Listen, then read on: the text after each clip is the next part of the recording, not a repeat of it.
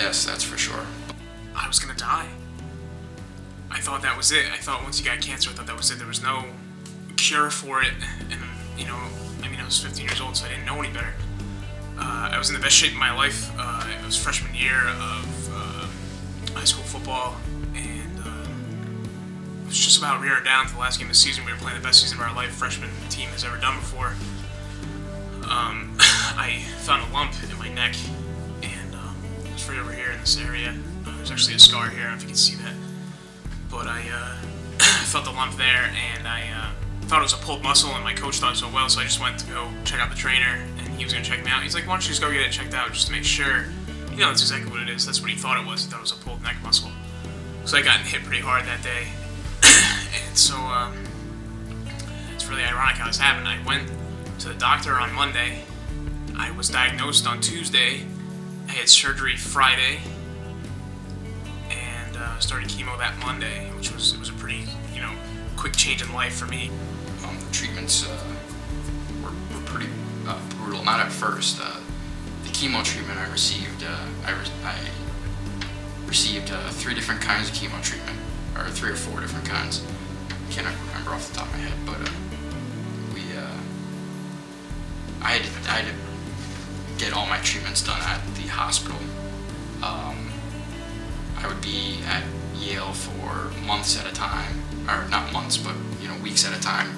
You know, my schedule was 2 weeks in the hospital, where I had to stay in the hospital. I wasn't able to leave, and I would get to go home for 2 weeks, and then I'd have to go back for a week, and then so on and so forth. My treatments were pretty intense.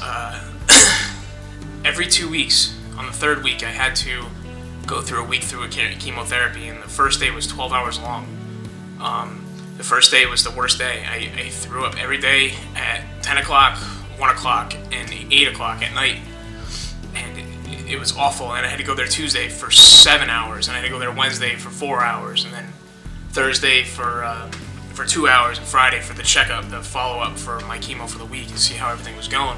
I was getting radiation, and the difference between radiation and chemo is my chemo is a drug that you either take orally or you get through you know, liquid medication, and basically what it does is it runs through your bloodstream, and it kills all kinds of cells. It can't differentiate between cancer cells and cells that, you know, stop me from bleeding if I get a cut, or you know, and it's actually what causes your hair to fall out. It doesn't allow blood flow to the hair follicles, and your hair just naturally falls out. You know, there's only like a 5% chance of you actually keeping your hair, which is why everybody loses their hair.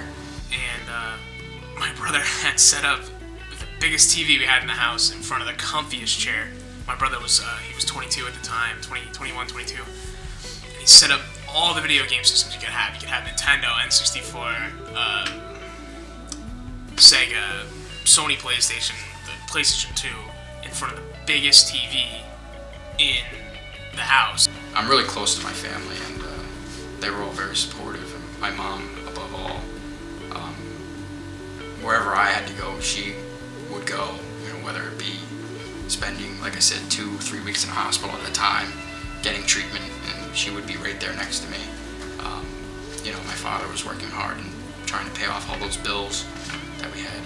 I racked up over probably millions of dollars in medical bills, and he was working really hard, and there's a lot of people I can thank to help being our family for that. And I love to play music. I'm a huge drummer and guitar player, so it's just really good for me. It's a way for me to get separated from everyone and just kind of go out.